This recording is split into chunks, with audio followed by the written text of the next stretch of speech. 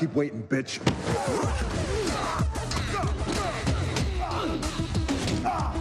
Rubber bullets. Big mistake. In the year 2011, Dwayne Johnson, aka The Rock, saved the failing Fast and Furious franchise. In 2013, he revived the G.I. Joe franchise. By 2017, he had brought back the dormant Jumanji franchise, making close to $2 billion.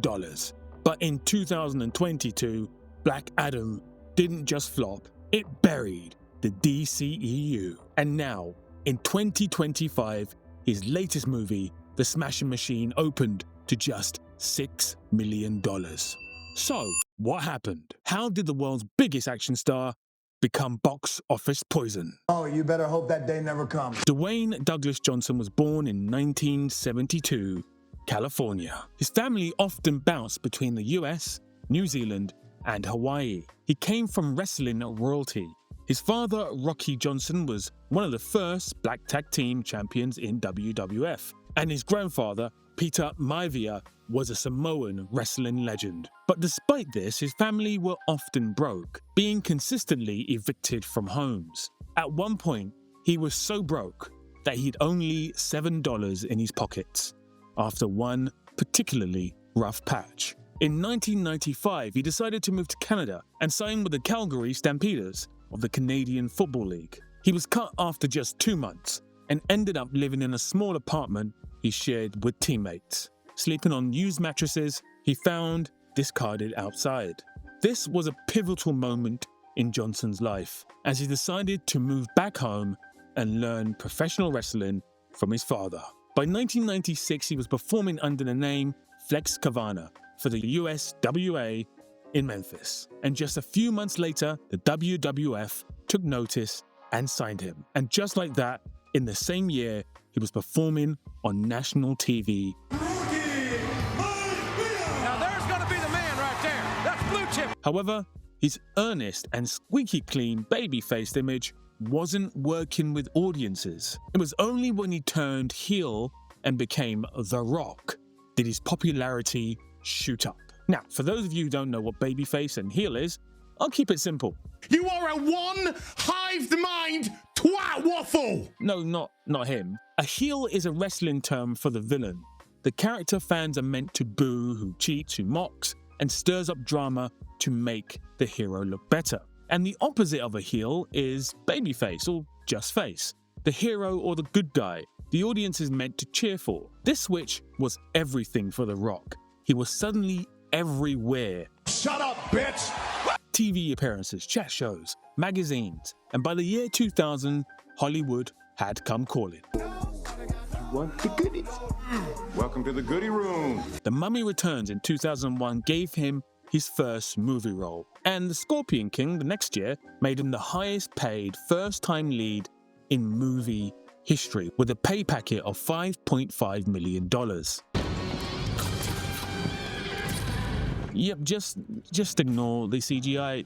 Yep, yeah, just ignore it.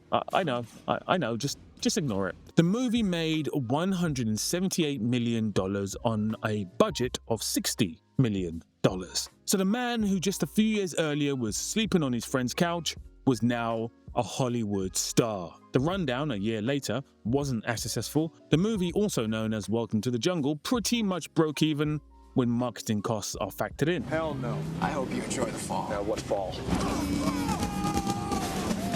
However, it did get critical acclaim, with some critics even praising his charisma and claiming that he was a throwback to the stars of the 80s. Be Cool, a sequel to the John Travolta hit Get Shorty, saw him showing off some acting range. But does he have the talent? Can he act? Watch this.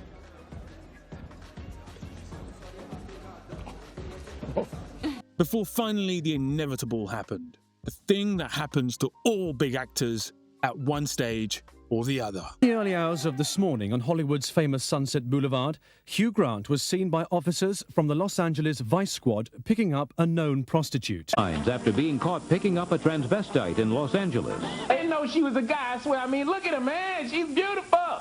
No, not that. This. Drop the weapons!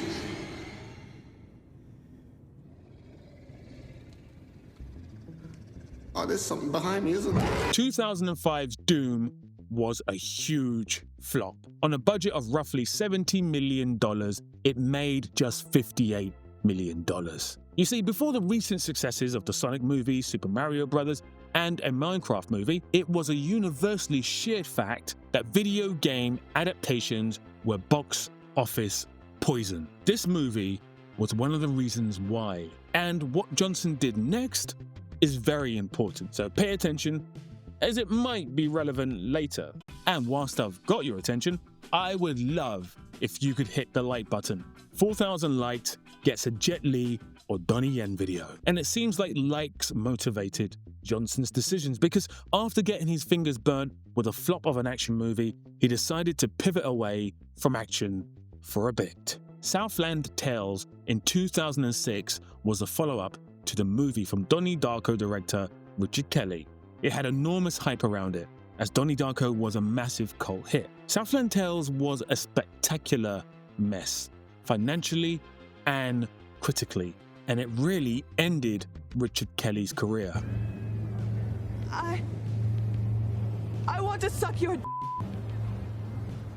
He's got good brains.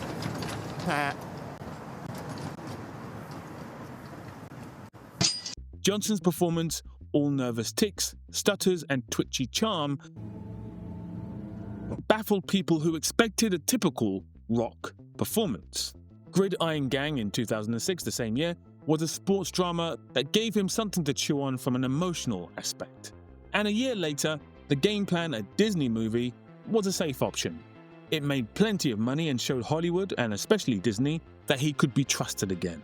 Whilst it wasn't your typical action movie, it certainly showed that he could be relied upon, and he wasted no time leaning into the family genre with Race to Witch Mountain in 2009 and The Tooth Fairy in 2010. Both movies were safe options and both made money, but critically, both were panned, and his credibility as an actor and action star was in the mud. Until something out of the blue happened. Now, for context, the year is 2011.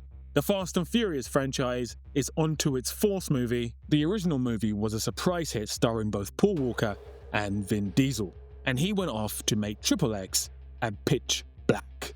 The second movie did well, but was minus Vin Diesel, adding R&B singer / actor Tyrese in his place. Please! Please! No! The third movie, Tokyo Drift, starred neither Paul Walker, nor Tyrese, nor Diesel. But it did star Bow Wow. So, you know, silver linings. Let me hold you now like a...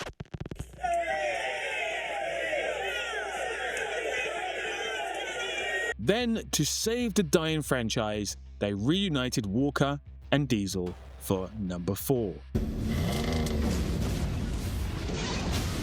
Tom?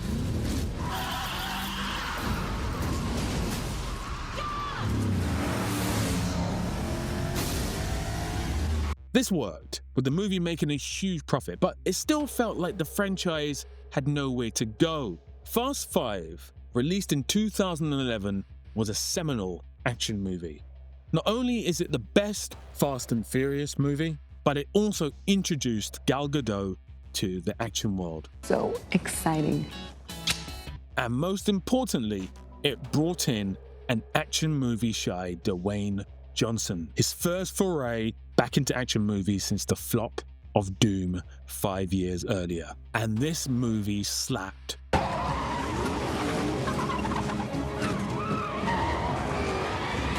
He was the perfect foil for Vin Diesel. Two meatheads on screen smashing lumps out of each other. The movie made $626 million on an $125 million budget. And most importantly, it gave the franchise, which was going nowhere, purpose. I mean, in recent ones, they did go to space, so maybe they shouldn't have given it purpose at all, but you know what I mean. He then jumped into another action sequel with Journey 2, which was a sequel to Journey to the Center of the Earth, replacing Brendan Fraser, which is kind of ironic because it was with Fraser that his Hollywood debut took place. This movie made $330 million and saved that franchise. Before, in 2013, he was brought into the G.I. Joe world. Pork chop sandwiches. Oh shit! Get the out of here! What are you doing? Go! Get out of here, you stupid idiot! Detective, there's no going and you tell me do things. I done running. Nope, not that. This. To me come off, what's me nearly dead with laugh. I watch it people rush the door like a bash a chuck up. Fun time there, time for the bus ride. Sunshine there, a time for the bus ride. Nope, that's wrong as well. Not that. This. See that? Security's early. G.I. Joe Retaliation in 2013 is a pretty silly name for a movie, but it was a sequel to the first movie, which was meant to be a hit. But it wasn't. So, who do you call?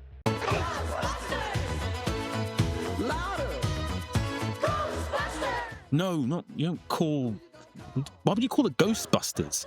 I've really got to sack this editor. Please! Please! No! Okay, alright, I won't sack you. Fine. You bring in this guy. Franchise saved. In the same year, he flexed his acting chops again with Pain and Gain, alongside Mark Wahlberg, Anthony Mackie, and Michael Bay. Michael, where you going? Michael? I'm sorry. Okay. He also founded $7 Productions, named after that story of him having only $7 in his pocket as a kid, and began producing TV shows and movies, starting with the popular HBO TV show Ballers. Right now, my dreams are all about deals and dollars. I'm a financial manager, and I will put your money to work. Which kind of kicked off the career of this kind of action star. I ordered my hot sauce an hour ago. And it was from here that we had hit after hit after hit. Johnson was undoubtedly the world's biggest action star. Between 2011 and 2016, he may have been the biggest action star in Hollywood ever in such a short span of time. Fast and Furious 6, Hercules, Furious 7, which grossed $1.5 billion, San Andreas, Central Intelligence, which saw the start of his on-screen chemistry with Kevin Hart. Google, boop, boop, boop. But don't do that. Stop it. Stop it. And Moana. That is an insane amount of consecutive hits. And of course, from there, it was just downhill, right? No. Because Jumanji, Welcome to the Jungle, and Jumanji The Next Level in 2017 and 2019, respectively, as well as Hobbs Shaw in 2019, were monumental hits. Collectively grossing close to $3 billion. $1 million. Don't you think we should maybe ask for more than $1 million? $1 million isn't exactly a lot of money these days. But there were signs of cracks. Because for all the shiny, wonderful hits that we have touched upon so far, there were crumbs of failure beginning to seep underneath. Firstly, how he retreated from action movies after Doom flopped. Secondly, Baywatch in 2017 was Johnson believing he was bulletproof and could turn anything into a franchise. I'm oceanic, mother. Now, the movie made a profit, but not by a lot, and that ended that. Rampage and Skyscraper, both in 2018, were profitable, but just about. And now we're dead-ass broke. And thirdly, in the same year, during the filming of The Fate of the Furious, Johnson posted an Instagram rant calling some of his male co-stars candy asses and unprofessional. Everyone quickly figured out that he meant Vin Diesel. The tension came from creative control and work ethic. Diesel, also a producer on the movie, reportedly showed up late and had final say on many scenes. Johnson, who runs his own tight ship through $7, didn't take kindly to that. And for the rest of the movie, they avoided filming scenes together. After the movie wrapped, Johnson spun off into Hobbs Shaw, whilst Diesel stayed with the main franchise. And Johnson even feuded with Tyrese, apparently.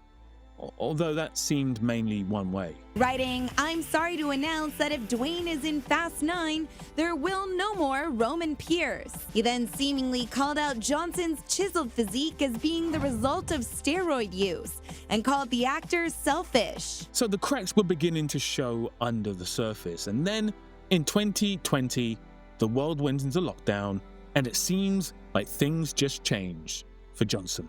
With a rapid shift in how people were viewing their movies through streaming services rather than going to theaters, Johnson seemed to shift too. Firstly, having to release 2021's Jungle Cruise, co-starring Emily Blunt, online due to theaters being mainly closed.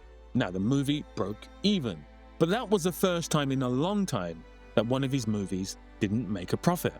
And then Red Notice with Ryan Reynolds for Netflix in 2021, which Netflix claims is amongst their highest ever streaming figures, but of course due to Netflix and other streaming services not publicly showing their figures, we can't confirm whether this is true or fake. It's fake. And in 2022, Johnson's dream finally came true when he got to play a character he'd been wanting to play since 2007, Black Adam. Well, I do. Talks about Black Adam had been around since 2007 with Johnson circling it, but it never materialized. Johnson kept pushing forward with it through 7 Bucks Productions, lobbying to make Black Adam not just the villain in Shazam, but his own standalone franchise and a major power player in the DC universe. When it finally came out in 2022, after nearly 15 years of build-up, it was meant to launch a new phase for DC and position Johnson as its cornerstone. He even teased future crossovers with Superman, with Henry Cavill's cameo being his idea. Black Adam. We should talk. On a $200 million budget, it made just $393 million. And if you double the budget to factor in marketing costs, this meant the movie made a loss. And then within weeks, the new DC bosses, James Gunn and Peter Safran, scrapped his planned sequel and rebooted the universe entirely. I think Black Adam was one of those movies that got caught in that web of new leadership. Black Adam and Johnson were out of DC, and what followed that was last year's absolute Christmas time flop, Red One. And this is where the knowledge we learnt from before comes into play. When he gets a setback as an action star, he pivots to trying to be a serious actor. And that takes us to this. I just need you to let me in. Big strong man, I love you. The Safdie brothers, the actual brothers behind Good Time and the anxiety-inducing Uncut Gems, have gone their separate ways, deciding not to work together anymore. Wrote Uncut Gems. Right. Josh went off to make Marty Supreme with Timothée Chalamet and is getting some serious awards buzz, whereas brother Benny went off to make The Smashing Machine. Reuniting Emily Blunt with Johnson, the movie got a 15-minute standing ovation at the Cannes Film Festival this year, bringing Johnson to tears, leaving many to speculate that he could be a frontrunner for Best Actor at next year's Oscars. However, upon its theatrical release, the movie seriously underperformed, making just $6 million against its projected $18 million, prompting many to call the movie a flop and question if this was the end for Johnson as big box office draw.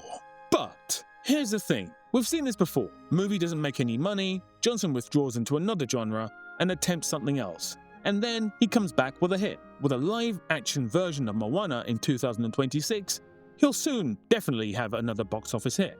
And if he wants to, he could always do a sequel to Hobbs Shaw alongside Jason Statham, because that would be another surefire box office hit. However, it does feel like things might be a little different this time. His dramatic weight loss, his emotional interviews, and his lack of desire to be a #1 box office star, which may mean that after failing at football, nearly failing at wrestling before he became a heel, nearly crashing out of Hollywood after Doom, coming from actual poverty to being actually wealthy, well, maybe now the fear of failing has finally left The Rock's psyche, and he can now finally just enjoy being Dwayne Johnson.